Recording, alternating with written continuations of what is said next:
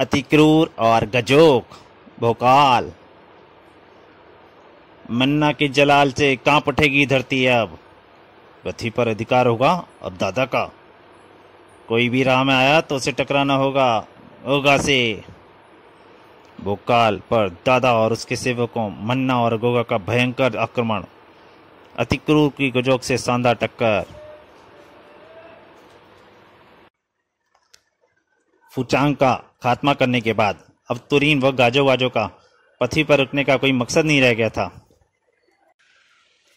महाराज विकास मोहन, हमें विदा दें, अब हम ओसाग्र प्रस्थान करेंगे। महर्षि गाजो बाजो, कृपया कुछ दिन और रुक जाते, हमें मेहमाननवाजी का मौका दें। महाराज, अभी हमें ओसाक में राजकुमारी तुरीन की माता रानी रसिया को भी खोजना है और ओसाग्रह का छिन्न भिन्न हो चुका राज्य व राजकाज भी संभालना है हमें। ठीक है महर्षि, जब आप जाना इतना ज़्यादा जरूरी है तो हम आपको और नहीं रोकेंगे, किंतु ओसाक जाने के बाद विकासनगर को ना भूल जाइएगा और दोबारा जल्दी हो तो दर्शन दीजिएगा। राजा विकास मोहन से विदा ली महर्षि व तुरीन ने। महाराज, हम जल्दी ही वापस आएंगे। रथ दौड़ पड़ा तिलसिमा की ओर। दीदी, अब आप हमें छोड़कर क्यों जा रही हैं? हमें आपकी बहुत याद आएगी। हमें भी अपनी माता श्री की बहुत याद आती है श्वेता, इसलिए जाना जरूरी है। तिलसिमा में उनका स्वागत किया भोकाल व शुतान ने। आइए महर्षि, तिलसिमा में आपका स्वागत है। कहो वत्स, सब कुछ ठीक ठाक तो है ना? श्वेता दौड़कर भोकाल की गोद में चढ़ गई। चाचा, आप कहिए ना तो दीदी को कि ना जाएं। आपकी दीदी हमारा कहा नहीं मानेंगी श्वेता। तिलसिमा प्रविष्ट हुए वे। भोकाल की निगाहों से टकराई तुरीन की निगाहें। कहो तो सही एक बार, कहा टाल तो ना दोगी ना? निगाहों की बातों का भला कोई निर्णय निकलता है कभी? तभी तुरीन को टोका महर्षि व गाजो वाजो ने। चलो राजकुमारी, हमें जल्दी ही हम वापस आएंगे। हाँ महर्षि, चलिए। चाहकर भी कुछ न कह सके दोनों एक दूसरे को। तिलसिमा के संचालन कक्ष में पहुंचे सभी। भोकाल और शुतान, तिलसिमा का संचालन अब तुम्हारे हवाले है। हम पूरा ध्यान रखेंगे यहाँ महर्षि, आप बेफिक्र हो जाएं। भोकाल जा बैठा तिलसिमा के संचालन सिंहासन पर। महर्षि गाजो बाजो व राजकुमारी तुरीन को ओसाक गृह भेजो। तिलसिमा, मुझे तुम्हारी बहुत याद आएगी तुरीन, मैं जल्दी ही लौटूंगी। भोकाल।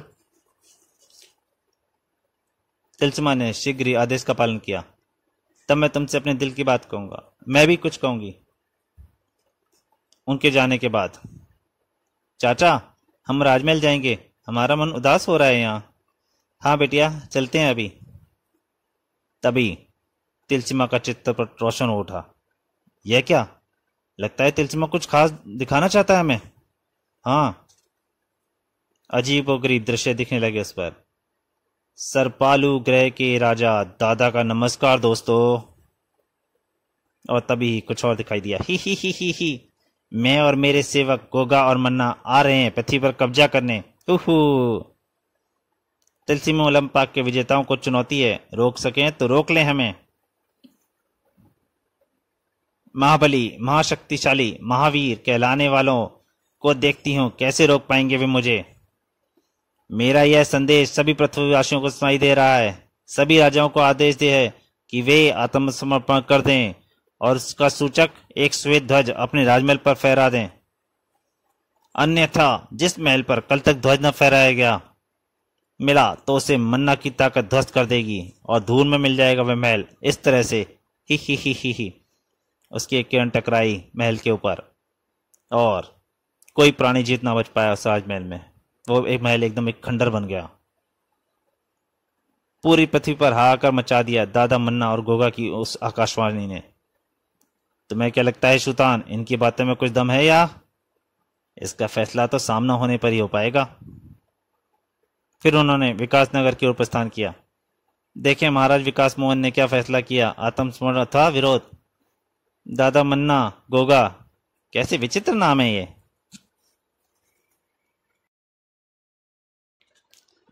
महाराज विकास मोहन ने उन्हें अपना फैसला सुनाया। हम राजमहल पर कोई श्वेत ध्वज नहीं फहराएंगे आत्मस्मरण की जगह युद्ध करेंगे हम। ठीक है महाराज, तो कल देखते हैं क्या करता है मन्ना। और अगले दिन क्या करती है मन्ना। और अगले दिन पृथ्वी के जिन राज्यों ने फहरा दिए थे श्वेत ध्वज, वो बिल्कुल सही रहे। वो राजमहल खड़े मुस्कुराते रहे। और जिन श्वेत ध्वज को नहीं फहराया गया था उनमें एक था विकासनगर राजमहल भी। और उसमें पहले पड़ी दरारें, फिर ऊंची छतें। भागो, महल टूट रहा है, महाराज, रानी, श्वेता सुल्तान। और पूरे महल की हालत धड़ धड़ धड़ धड़ धड़। पूरा महल एक साथ भरभरा कर गिर पड़ा। भोकाल! अब उसे तलाश थी श्वेता की। श्वेता! ढूंढ ही लिया उसने आखिर श्वेता को। श्वेता, श्वेता, क्या हुआ तुझे? ठीक तो है ना बेटी? आहा! उसे उठाकर खंडर बन चुके महल से बाहर निकला वह। महाराज, सुल्तान, महारानी ठीक है ना आप? मेरी बच्ची! हम समय रहते बाहर निकल गए थे। भोकाल, तुम तो ठीक तो हो ना? हाँ महाराज, कृपया श्वेता के लिए शीघ्र चिकित्सा की व्यवस्था कराएं। तुरंत ही राजवैद्य पहुंच गए वहां। कुछ वक्त लगेगा इसे स्वस्थ होने में। राजमहल में 1000 से अधिक दास-दासियां व सैनिक दबकर मर गए थे। दादा, मन्ना, गोगा! दादा, मन्ना, गोगा, तुमसे इनकी लहू की एक एक बूंद का बदला लूंगा मैं। फिर सुल्तान व भोकाल ने तिलस्मा की तरफ प्रस्थान किया। तिलस्मा पर भी आक्रमण हुआ था मन्ना की ताकत का। भोकाल, यह महल अपनी असीमित ताकत के बलबूते पर खड़ा हुआ है, वरना यह दरारें बताती हैं कि मन्ना की शक्ति कम नहीं है।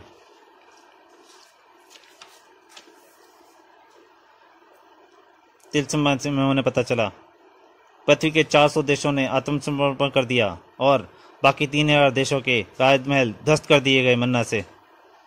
4 लाख से भी अधिक लोग मारे गए हैं इन मलबे में बन गए राजमहलों में। तभी चित्रपट पर नजर आई मन्ना। महाबली भोकाल, जो मैंने कहा कर दिखाया। अब कल से पृथ्वी के हर राज्य में दादा का प्रतिनिधि राज करेगा। ही। और तुम्हारा ये महल तिलस्मा, इसमें पड़ी धीरे दरारें धीरे धीरे बढ़ती जाएंगी और तब यह भी मिल जाएगा रसातल में। ही। क्रोध अपनी सभी सीमाओं को पार कर चुका था भोकाल का। मन्ना, तेरी तमन्ना कभी पूरी न होने देगा भोकाल। तभी चित्रपट में से सजीव होकर निकल आई मन्ना भोकाल के सामने। ही, ले मैं आ गई, रोक सके तो रोक मुझे अब। तभी तिलस्मा की सुरक्षा किरणें टकराई उसके शरीर से। चिड़। किंतु हंसती हुई मन्ना की हंसी तक न रोक पाई ये सुरक्षा किरणें। ही, अब मैं ध्वस्त करूंगी तिलस्मा को। मन्ना के हाथ उठे। प्रलयंकारी किरणें, तबाह कर दो तिलस्मा को। प्रलयंकारी किरणें छूट निकली अपने लक्ष्य की ओर तबाह करने, किंतु बीच में आ गया भोकाल। बिजली की गति से परिवर्तन हुआ उसमें। भोकाल तबाही की देवी बनी मन्ना की प्रलयंकारी शक्ति के सामने उठ गई थी भोकाल की प्रलयंकारी तलवार। अब दिखाओ अपनी शक्ति उन किरणों की जिनकी बात पर पत्थर और मारे गए महलों को ध्वस्त करके तुम पृथ्वी पर विजय का सपना देख रही हो मन्ना। मन्ना के तीखे बोल व किरणें एक साथ छूटे। ये किरणें फौलाद का सीना चीर देती हैं, तेरी तलवार क्या सामना करेगी इनका। तलवार से टकराई किरणें जबरदस्त झटका लगा भोकाल को, किंतु ना तो तलवार डगमगाई और ना ही भोकाल डगमगाया। विस्फारित नेत्रों से घूरती रह गई मन्ना उसे। यह उस लोक की तलवार है मन्ना, जिसे लोक में केवल एक प्राणी ने तलवार उठाई है, और परिलोक का वह इकलौता प्राणी हूं मैं। भोकाल की तलवार विद्युत गति से नीचे आई, खचाक, और पृथ्वी विजय का स्वप्न लिए मन्ना की शरीर कटती चली गई। 4 लाख लोगों की मौत का बदला है ये। 2 भागों में व्यक्त हुआ, शरीर जा पड़ा फर्श पर। चिड़, और शीघ्र ही तिलस्मा की सुरक्षा किरणों ने शरीर को घेर कर राख में तब्दील कर दिया। चैन की सांस ली दोनों ने। चलो, यह तो खुद ही मरने चली आई थी यहाँ। हाँ, किंतु अब दादा व गोगा इसकी मौत का जरूर बदला लेंगे। तिलस्मा ने भोकाल का शुक्रिया अदा किया। धन्यवाद महाबली भोकाल, आज आपके कारण यह महल बर्बाद होने से बच गया। अब मैं इसकी दरारें भर लूंगा। इसमें धन्यवाद कैसा, यह तो हमारा फर्ज था। तभी बोला सुल्तान, भोकाल, अति क्रूर ने अब तक कोई खबर नहीं दी। क्या यह गजोक को मार चुका होगा? तिलस्म हमें भुजंग देश के दृश्य दिखाएगा। उन्होंने तिलस्म का आदेश दिया भुजंग देश का हाल दिखाने का। भुजंग देश, जहां के राजा न्यायप्रिय की हत्या कर दी गई गजोक के नाम के एक राक्षस ने। भुजंग देश का राजा बनेगा अब गजोक, राजकुमार विश्वप्रिय के रूप में। अति क्रूर के पिता कपालफोड़ को इस गलत के जुर्म में फंसा दिया था उसने। मेरी हत्या केवल दंताक से ही हो सकती है, जो कि तिलस्म ओलंपाक में मेरे भाई गजानन के पास है। और वह दंताक अब हत्या चुका था। अति क्रूर, अपने पिता पर हुए जुल्मों का गिन गिन कर बदला लूंगा तुमसे आज गजोक। भुजंग देश में प्रकट होते ही अति क्रूर को देखने का मिला एक आश्चर्यजनक दृश्य। हाँ, हर तरफ गजमानव ही गजमानव। सभी भुजंग देशवासी कहां चले गए? तभी उस इकलौते मनुष्य पर पड़ी गजमानवों की दृष्टि। मनुष्य, मनुष्य, पकड़ो, मारो, यह तो अति क्रूर है, मार डालो इसे। खून उबल पड़े थे सभी के, मारने दौड़ पड़े सभी अति क्रूर को। अति क्रूर अति आश्चर्य की अति दुविधा में फंसा खड़ा देखता रह गया। यह भुजंग देश ही है या कोई और लोग है? खून के प्यासे हो गए थे सभी अति क्रूर को देखते ही। है तो ये भुजंग देशी, किंतु यह सब मुझे कैसे जानते हैं और मेरे दुश्मन क्यों बन रहे हैं? जानलेवा आक्रमण का जवाब दिया अति क्रूर ने। यह तो मुझे मार ही देना चाहता था। आहा, दंताक को पेट चीर दिया उस गजमानव का, और अंतिम चीख के साथ ही आश्चर्यजनक रूप से परिवर्तन हुआ गजमानव में। अरे, यह तो बिल्कुल मनुष्य बन गया। हाँ, तो क्या ये सभी गजमानव भुजंग देशवासी हैं? फिर तो यह जरूर गजोक की कोई कारस्तानी है। फिर तो मैं जिस भी गजमानव को मारूंगा वह कोई भुजंग देशवासी ही होगा। अजीब परिस्थिति में फंस गया था अति क्रूर। शक्ति संपन्न होने के बावजूद भी भागना पड़ रहा था उसे। तो इन्हें मरने से बचाने के लिए मुझे भागना ही होगा यहां से। षड्यंत्र में फंसे अपने देशवासियों को कैसे मार सकता था वह? छुपता छुपाता वह पहुंच ही गया राजमहल में। उठ खड़ा हो गजोक, देख तेरी मौत का परवाना यह दंताक लेकर आ पहुंचा अति क्रूर। अति क्रूर की यमराज की ललकार सुन उठ खड़ा हुआ गजोक। अब आ ही गए हो तो भुजंग देश से लात ही भेजूंगा तुम्हारी। लाश उसकी उठेगी गजोक जिसने भुजंग देशवासियों की दुर्गति की है। दुर्गति कैसी? गजमानव बनकर मेरी बजाय खूब खुश है, सभी हैं खुश हैं। हा हा हा हा हा, ठठाकर हंस पड़ा था गजोक। दंताक का जरा भी भय नहीं लग रहा था उसे। अति क्रूर ने दंताक गजोक के पेट में घोंप दिया। जब राजा ही नहीं रहेगा तो प्रजा कैसे खुश रहेगी तेरी? दो विस्मयकारी काम एक साथ हुए। गजोक मनुष्य के रूप में परिवर्तित हो गया और दंताक पर आकर पड़ी एक रस्सी का फंदा। दंताक हवा में उड़ता जा पहुंचा उन सशक्त हाथों में। गजानन, गजोक, हा हा हा हा हा, बेचारा मेरा भाई गजानन ने यहां पहुंचकर मुझे पहले ही आग्रह कर दिया था कि दंताक पा चुका है, इसलिए हमने यह चाल चली। अब दंताक तो गया तेरे हाथ से, तो समझ ले कि तेरी जिंदगी भी गई अब तेरे शरीर से। अति क्रूर ने भी तलवार उठा ली थी। तलवार के से तलवार टकराई एक राक्षस और एक महाबली। मेरे बाजुओं की शक्ति दंताक से किसी भी तरह का कम नहीं है गजोक। इस बात से तेरा भाई गजानन भली भांति परिचित है। तभी अति क्रूर के तलवार टटकर टूट कर दूर जा गई। तनाक, अभी पता चल जाएगा कि इसकी बाजुओं में कितनी ताकत है। मौका ना दिया गजोक ने उसे दूसरा कोई हथियार हथियाने का। साएं चीरती चली आ रही थी तलवार अति क्रूर की हथेलियों को, किंतु फिर भी तलवार से कटने के लिए नहीं बनी अति क्रूर की गर्दन। और अति क्रूर ने गजानन की तलवार तोड़ दी। गजोक की मायावी गजोक के हाथों में आ गई एक और तलवार। फिर गजोक और गजानन दोनों बड़े अति क्रूर की तरफ। काल के दूत नजर आ रहे थे। दोनों हथियार अति क्रूर का लहू अपनी प्यास बुझाने थे, किंतु बीच में आ गए वे दो हाथ। नहीं, थाम लिए उन्होंने तलवार व दंताक के प्यासे मुंह। और फिर सुनाई दी वह जानी पहचानी आवाज, जय मां गुरु भोकाल। महाबली भोकाल अपने दोस्त व दरिंदों के बीच आ खड़ा हुआ था। मौत मित्र को मारने से पहले मर जाएगी भोकाल से टकराकर। मित्र वह जो वक्त पर काम आए। भोकाल की तलवार चमकी, कड़ाक। पहले तो तू बच गया था रे, और इसी मित्र ने दिया था तुझे भी अभेदान भी। दंताक निकला गजानन के हाथ से और जा पहुंचा अतिक्रूर की गिफ्ट में। धन्यवाद दोस्त, तुम अपने शिकार को संभालो, मैं अपना शिकार संभालता हूं।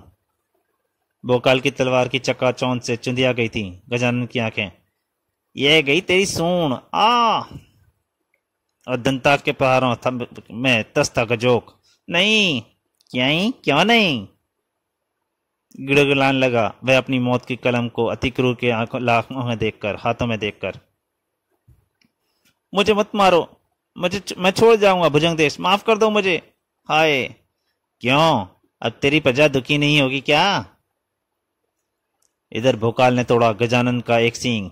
हाय, ये मरा, मैं हुआ अधमरा। और इधर गजोक ने तोड़े अतिक्रूर ने गजोक के तोड़े दांत। हाय, तेरी चीखें सुनकर मेरे दिल को बहुत शांति मिल रही है गजोक। इधर भोकाल ने तोड़ दिया गजानन का दूसरा सींग भी। हाँ, तेरी जान तेरी सींगों में थी ना गजानन, ले अब तुम मर। सींग नीचे गिरे गजानन के और जान ऊपर चली गई उसकी। अतिक्रूर ने भी गजोक का दंताक से पेट चीर डाला था। बदले की आग शांत की। अब मैं अपने बापू को उस कारागार से छुड़ाऊंगा। खेल समाप्त हो गया उस दरिंदे गजोक का। दोनों मित्र मिले और चल पड़े कारागार की ओर। तिलस्मा पर मित्र, जब मैंने सुल्तान को ने तुम्हें मुसीबत में फंसे देखा तो मैं तुरंत यहाँ के लिए चल पड़ा। उन दोनों ने धोखे से मुझसे दंताक छीन लिया था। बहुत ही भावनात्मक मिलन था पिता पुत्र का। बापू, मैं तुम्हारा पुत्र अतीक उस हत्यारे गजोक को मार आया हूं। पुत्र, मुझे विश्वास था तू जरूर आएगा। फिर राजकुमार विश्वप्रिय को भी कारागार से आजाद करा लिया गया। राजकुमार, भुजंग देश की बहादुर संभालो आप। किन शब्दों से मैं आपका सबका शुक्रिया अदा करूं? राजकुमार विश्वप्रिय ने भुजंग देश का सिंहासन सौंप दिया राजकुमार विश्वप्रिय को। महाराज विश्वप्रिय जिंदाबाद। गजोक के मरते ही भुजंग देशवासी अपने असली रूप में लौट आए थे। सभी औपचारिकताओं के बाद बोले महाराज विश्वप्रिय, माननीय श्री कपालफोड़ की विशेष सलाहकार अतिक्रूर को सेनापति पेशपत करता हूं मैं। ध्यान से सुना सबने। फिर बोला अतिक्रूर, महाराज, पिताजी को आपकी पेशकश स्वीकार है, किंतु मैं अभी सेनापति स्वीकार नहीं कर सकता क्योंकि मुझे तुरंत अपने मित्र के साथ जाना है। फिर तिलस्मी ताबीजों की मदद से, हे तिलस्मी ताबीज, हमें तिलस्मा बचा दो। प्रस्थान कर गए वे तिलस्मा की ओर। अगले ही पल वे सुल्तान के सामने तिलस्मा मौजूद थे। स्वागत है मित्रों, और गजोक और गजानन पर विजय की बधाई भी स्वीकार करो। इधर सरपालू ग्रह में पहुंची मन्ना की मौत की खबर। मन्ना की हत्या पृथ्वीलोक पर, भोकाल का तो तिलस्मा में। फुफकार उठा सरपालू का राजा दादा। पृथ्वी पर कब्जे से पहले करूंगा मैं तिलस्मा को तबाह और भोकाल की हत्या। दादा के वफादार सेवक गोगा की भुजाएं व लहू भी उबल पड़े थे। महाराज, आज्ञा करें, गोगा भी अपनी तिलंगी पर तांग कर लाएगा भोकाल का सिर। उसकी तलवार तिलंगी तो उससे भी ज्यादा बेकाबू होती दिख रही थी। नहीं, पहले जाएंगे सरपालू सैनिक तिलस्मा को तबाह करने। तिलस्मा में गूंज उठी खतरे की उस तेज घंटी की आवाज ने निद्रा में लीन तीनों योद्धाओं को झकोर दिया। टन! तीनों पहुंचे तिलस्म ओलंपा के संचालन कक्ष में। क्या आफत आ गई अब? पता करो तिलस्मा पे, यह खतरे की घंटी क्यों बजी? तिलस्मा का चित्त पर रोशन हुआ। उफ, नहीं, इतना भयंकर, यह किसका कार्य हो सकता है? इससे बचना असंभव है। तिलस्मा के चारों तरफ जंगल में लपलपा रही थी अग्नि की भयंकर लपटें, और लपलपा रही थी भयंकर हंसी सरपालू सैनिकों के मुंह से। हा हा हा, बहुत खुदा खुश होगा राजा दादा तिलस्मा की इस तबाही को देखकर। परेशानी व चिंता में डूबे तीनों को कुछ सूझ नहीं रहा था। हमें क्या करना चाहिए? हम क्या कर सकते हैं? यह कैसे बुझेगी? तभी तिलस्मा के गुंबद से निकले लगा बादल का एक विशाल टुकड़ा। जंगल में फैली आग पर छा गया बादल का वह टुकड़ा, और उसमें से बरसने लगा पानी। तिलस्मा ने अपनी तिलस्मी शक्ति से जंगल व महल के टूटने से बचा लिया था। अरे वाह, बुझ गई सरपालू सैनिक ने लगाई आग। ये वाह तिलस्मा वाह, अब क्या करेगा राजा दादा। तभी नजर आए सरपालू सैनिक तिलस्मा की ओर बढ़ते। हमला हमला हमला। तिलस्मा की तरफ बढ़ते उन कदमों को रोका अतिक्रूर ने। रुक जाओ सरपालुओ, अन्यथा जान से हाथ धो बैठोगे। उन्होंने सुना और फिर चल पड़े। हमला हमला हमला। नहीं मानोगे ऐसे तुम। दंताक को उठाया उसने और अकेला ही टूल पड़ा उन सरपालू सैनिकों पर। मन नहीं आए थे लगते हो तुम तो यहाँ पर। दंताक का कहर बरस पड़ा सरपालू सैनिकों पर। मरने का शौक नहीं है मुझे, तो छोड़ने की आदत भी नहीं है। तिलस्मा में वह भयंकर लड़ाई देख रहे थे भोकाल और शैतान। तुमने सच कहा था भोकाल, इन सरपालुओं के लिए अतिक्रूर अकेला ही काफी है। 40 सरपालों को ठिकाने लगाने में 40 पल भी नहीं लगे अतिक्रूर को। दिल में क्रूरता रखने वालों, याद रखना अतिक्रूर नाम है मेरा। फिर वापस लौट पड़ा वह तिलस्मा की ओर। इधर गोगा की हुंकार को अब निकलने से ना रोका राजा दादा ने। सरपालू सैनिकों को आज तक किसी ने खरोंच तक न पहुंचाई थी राजा दादा, आज वही सरपालू सैनिक निष्प्राण पड़े हैं। मैं जा रहा हूं राजा दादा, अब आप नहीं रोकेंगे मुझे। 3 सिर और 1 महल लेकर आ रहा हूं मैं। तिलस्मा की ओर बढ़ते गोवा की राह रोकी अतिक्रूर ने। तू खुद को क्या समझकर शेर की मान में बड़ा चला आ रहा है रे। चींटियों की बांबी से ज्यादा हैसियत नहीं है इस शेर की मान की गोगा के लिए। हथियारों पर जम गए दोनों के हाथ। अतिक्रूर फुफकारा, लगता है तूने दंताक द्वारा सरपालों की तबाही नहीं देखी। तिलंगी नाम है इसका, यह समझाएगी तबाही का मतलब। दोनों हथियार बल आजमाइश को ओर चले। भयंकर ध्वनि उत्पन्न हुई। बराबर शक्ति के साबित हुए दोनों ही। धरती में जाकर गड़ गए दोनों हथियार। निहत्ते हो गए दोनों, टकरा गए एक दूसरे से। अतिक्रूर पुत्र कफाल फोड़, तुझे धरती में गाड़ देगा। राजा दादा की कसम, गोगा की छाती में भरे फौलाद से टकराकर चूर चूर ना हो जाए तो कहना। दोनों महाशक्तिशाली, एक भुजंग देश का तो दूसरा सरपालू ग्रह का। गोगा ने चखा पहली बार ताकतवर टक्कर का स्वाद, तो अतिक्रूर भी समझ गया कि अगर दोबारा गोगा से टकराया तो सिर फट पड़ेगा उसका। उफ आ। दोनों ने 2 विशाल पेड़ उखाड़ लिए। और जीत दोनों के लिए जरूरी थी। हार दोनों को मंजूर नहीं थी। गोगा से अब तू रहम की भीख भी नहीं मांग सकता। भीख तो मैंने भूखे रहकर भी नहीं मांगी पगले। तभी एक बिजली चमकी और अतिक्रूर को पैरों के बीच की जमीन चटक गई। नहीं, यह क्या धोखा। हावी हो गया गोगा उस पर। यह जरूर राजा दादा ने मेरी मदद की होगी। जब तक संभालने का प्रयास करता अतिक्रूर तब तक बेहोश हो चुका था। टक्कर का ताकतवर थक रहा था पहली बार मुझसे। इसके साथ धोखा पसंद नहीं आया मुझे, पर युद्ध में सब जायज है। तिलंगी निकाल जैसे ही वह पलटा वह भोकाल। धोखे से मित्र को हराया तूने गोगा, तेरी विजय तुझसे छीन लेगा भोकाल। कतई मौका ना मिल पा रहा था गोगा को। भोकाल की तलवार इतनी तेज से चल रही थी। भोकाल क्रोधवश पागल उठा था। तिलंगी काट देने वाले, यह मागुर भोकाल की तलवार है। विद्युत समा गई थी मानो उसमें। अगले हार से हर लिए प्राण गोगा के। बूंद बूंद लिखा है काटने वाले का नाम। आंखों में हैरानी लिए ही कूच कर गया गोगा इस जहां से। राजा दादा की मन स्थिति नाकाबिले बयान थी। धरती पर बसने वाले ये चूहे अपने आप को सूरमा समझ बैठे हैं शायद तिलस्मा में। अब वह शांत नहीं बैठेगा। हाँ, वह जरूर आक्रमण करेगा। तभी प्रकट हुआ राजा दादा। ठीक समझ रहे हो तुम, आ गया हूं मैं। अब तुम मेरे लिए यह सिंहासन छोड़कर खड़े हो जाओ। बुझाएं फड़क उठी दोनों की। दोनों बड़े उसकी तरफ। बैठाएंगे जरूर तुझे, लेकिन तेरी चिता पर सरपालू भी ना पहुंच पाएगा तू अब तो तू। अचानक आक्रमण उठा दादा। गोवा व मन्ना मेरे अदने सेवक ही थे लड़काओ। उनकी शक्ति से ना मिला कर बैठना मेरे को शक्ति को। बहुत कटु अनुभव हुआ था जमीन पर बड़े भोकाल व शैतान को। अब मैं पृथ्वी विजय की अपनी इच्छा पूरी करूंगा। आराम से चलता हुआ दादा तिलस्मा के संचालन सिंहासन पर आसीन हो गया। और तुम्हें बनना होगा गोगा वन्ना की जगह मेरा सेवक। हा हा हा हा हा।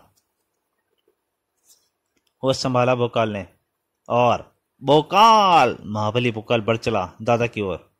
दादा के हाथों से निकला एक भाला। शाएं! काट फेंका महाबली भोकाल ने उसे। दादा के हाथ से निकली एक गदा। चाएं! काट फेंका महाबली भोकाल ने उसे भी। एक के बाद एक कई हथियार फेंके दादा ने। यह तो बड़ा ही चला रहा है। किंतु सभी को काट फेंका महाबली भोकाल ने। गर्दन पर टिका दी भोकाल ने तलवार। उठ, खड़ा हो नीच! यह सिंहासन तेरे जैसे पापियों हथियारों के लिए नहीं है। राजा दादा की शक्तियां चूक गई थी क्या? नहीं, यज्ञ की विशाल रूप धर लिया राजा दादा ने।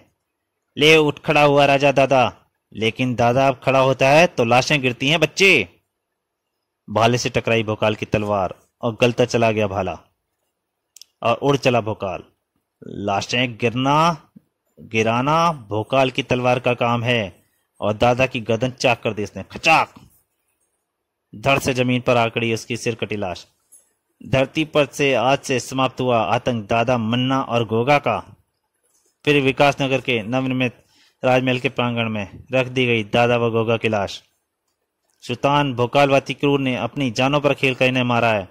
अब पृथ्वी के सभी राजाओं के दर्शन के लिए यह लाशें यहां रख दी गई हैं। समाप्त।